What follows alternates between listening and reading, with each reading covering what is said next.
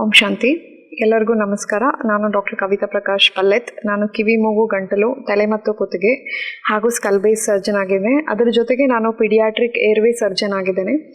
ಅಂದರೆ ಸಣ್ಣ ಮಕ್ಕಳದ ಶ್ವಾಸಕೋಶದ ತೊಂದರೆಯ ಅದ್ರ ರಿಲೇಟೆಡ್ ನಾನು ಸ್ಪೆಷಲಿಸ್ಟ್ ಇದ್ದೇನೆ. ಸೊ ನಾನು ಅಪೋಲೋ BGS ಹಾಸ್ಪಿಟಲ್ ಮೈಸೂರಲ್ಲಿ ವರ್ಕ್ ಮಾಡ್ತಿದ್ದೇನೆ.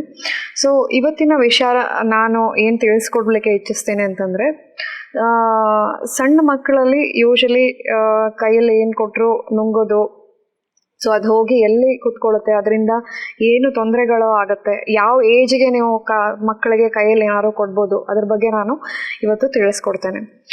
ಸೊ ಅದ್ರ ಬಗ್ಗೆ ತಿಳಿಸ್ಕೊಡೋಕ್ಕಿಂತ ಮುಂಚೆ ನಾನೇನು ಹೇಳಲಿಕ್ಕೆ ಇಚ್ಛೆಪಡ್ತೇನೆ ಅಂದರೆ, ಸೊ ನಾವು ಬಾಯಿ ಮತ್ತು ಉಸಿರಾಟದ ಜಾಗ, ಸೊ ಊಟದ ಪೈಪು ಮತ್ತು ಉಸಿರಾಟದ ಪೈಪು ಯಾವ ಲೆವೆಲ್ ತನಕ ಸೇಮ್ ಇರ್ತದೆ, ಯಾವ ಲೆವೆಲಿಂದ ಬೇರೆ ಆಗ್ತದೆ ಅನ್ನೋದ್ರ ಬಗ್ಗೆ ಮೊದಲು ತಿಳ್ಕೊಬೇಕು.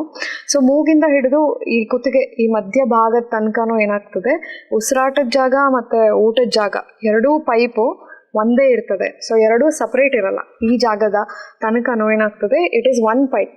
ಎರಡೂ ಉಸಿರು ಒಂದೇ ಇದರಲ್ಲಿ ಹೋಗುತ್ತೆ ಮತ್ತು ಊಟನೂ ಒಂದೇ ಇದರಲ್ಲಿ ಹೋಗುತ್ತೆ. ಈ ಲೆವೆಲಿಂದ ಏನಾಗ್ತದೆ, ಎರಡೂ ಡಿವೈಡ್ ಆಗುತ್ತೆ. ಉಸಿರಾಟದ ಪೈಪಿಗೆ ಹೋಗುತ್ತೆ, ಊಟದ ಪೈಪಿಗೆ ಹೋಗುತ್ತೆ. ಯಾವಾಗ ನಾವು ಊಟ ಮಾಡ್ತಿರ್ತೀವಿ, ಈ ಉಸಿರಾಟದ ಪೈಪ್ ಏನಾಗ್ತದೆ, ಒಂದು ಮುಚ್ಚಳದ ಆಕಾರದಲ್ಲಿ ಒಂದು ಸ್ಟ್ರಕ್ಚರ್ ಇರ್ತದೆ. ಉಸಿರಾಟದ ಪೈಪ್ ಬಂದಾಗಿರುತ್ತೆ ಈ ಲೆವೆಲ್ಗೆ, ಹಿಂದ್ಗಡೆ ಊಟದ ಪೈಪಿಗೆ ಹೋಗುತ್ತೆ.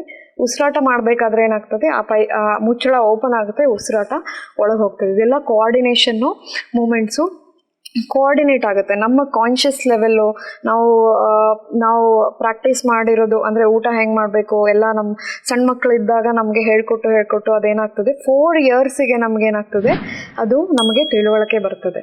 4 ಇಯರ್ಸ್ ತನಕ ಏನಾಗ್ತದೆ, ಪಾಪುಗಳಿಗೆ ಏನಾಗ್ತದೆ, ಕನ್ಫ್ಯೂಷನ್ ಇರ್ತದೆ. ನಾವು ಉಸಿರಾಡ್ತಿದ್ದೀವೋ ಏನು ನುಂಗ್ತಾ ಇದ್ದೀವೋ ಅನ್ನೋ ಕನ್ಫ್ಯೂಷನ್ ಇರ್ತದೆ. ಬಿಕಾಸ್ ಎರಡೂ ಒಂದೇ ಲೆವೆಲ್ಗೆ ಇರ್ತದೆ. ಸೊ 4 ಇಯರ್ಸ್ ತನಕ ನೀವೇನು ಮಾಡಬಾರ್ದು, ಪಾಪು ಕೈಯಲ್ಲಿ ಏನು ಕೊಡಬಾರ್ದು. ಏನಾದ್ರು ಕೊಟ್ಟರೆ ಅದೇನು ಮಾಡ್ತದೆ, ಫಸ್ಟ್ ರೆಸ್ಪಾನ್ಸೇ ಅದು ಬಾಯಿಗೆ ಹಾಕ್ಕೊಳ್ಳುತ್ತೆ. ಬಾಯಿಗೆ ಹಾಕೊಂಡಾಗ ಏನಾಗ್ತದೆ, ಒಂದು ಜಗಿದ್ರೆ ಇಲ್ಲೇ ಇರ್ತದೆ. ಸೊ ಎನಿಥಿಂಗ್ ಏನಾದ್ರೂ ಅದನ್ನು ಹೊರಗಡೆ ತೆಗಿಬೋದು. ಅದೇನಾದ್ರು ಶಾರ್ಪ್ ಇದ್ದರೆ ಬಾಯಲ್ಲಿ ಗಾಯ ಆಗೋ ಚಾನ್ಸಸ್ ಇರ್ತದೆ, ರಕ್ತಸ್ರಾವ ಆಗೋ ಚಾನ್ಸಸ್ ಇದೆ. ರಕ್ತ ನೋಡಿದ ತಕ್ಷಣ ನಮ್ಮ ಪೇರೆಂಟ್ಸ್ ಏನಾಗ್ತಾರೆ, ಪ್ಯಾನಿಕ್ ಆಗ್ತಾರೆ. ಇಲ್ಲೇ ಇದ್ದರೆ ಓಕೆ. ಅದ್ರ ಜೊತೆಗೆ ಏನಾದರೂ ಒಳಗಡೆ ಹೋದರೆ, ಈ ಲೆವೆಲ್ಗೆ ಪೈಪಿಗೆ ಹೋದರೆ, ಊಟದ ಪೈಪಿಗೆ ಹೋದರೆ ಓಕೆ, ಬಾಳೆಹಣ್ಣು ಕೊಟ್ಟು ಏನಾದ್ರು ಕೊಟ್ಟು ಅದೇನಾಗ್ಬೋದು, ಕೆಳಗಡೆಯಿಂದ ಹೊರಗೆ ಬರುತ್ತೆ.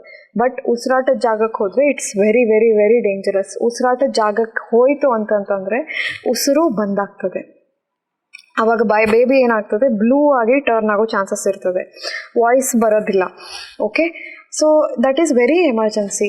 ಸೊ ಆ ಎಮರ್ಜೆನ್ಸಿ ಸಿಚುವೇಷನಲ್ಲಿ ಆಕ್ಸಿಜನ್ ಲೆವೆಲ್ ಏನಾಗ್ತದೆ, ಬಾಡಿಲಿ ಇಮಿಡಿಯೇಟಾಗಿ ಕಡಿಮೆ ಆಗಿ ಬೇಬಿ ಜೀವ ಹೋಗೋ ಚಾನ್ಸಸ್ಸು ಇರ್ತದೆ. ಸೊ ಆದ್ದರಿಂದ 4 ವರ್ಷ ಆಗೋ ತನಕ ಬೇಬಿ ಕೈಯಲ್ಲಿ ಏನು ಕೊಡಬೇಡಿ. ಆದಷ್ಟು ದೊಡ್ಡ ಸಾಮಾನು ಕೊಟ್ಟರೆ ಬೆಟರ್. ಸಣ್ಣದು ಶೇಂಗಾ ಕಾಳು ಕೊಡೋದು, ಪಾಪ್ಕಾರ್ನ್ ಕೊಡೋದು. ಮೊನ್ನೆ ನಾನು ಟ್ರೈನಲ್ಲಿ ಬರಬೇಕಾದ್ರೆ ಒಂದು 1 ವರ್ಷದ ಪಾಪು ಕೈಯಲ್ಲಿ ಒಂದು ಪಾಪ್ಕಾರ್ನ್ ಕೊಟ್ಟಿದ್ರು.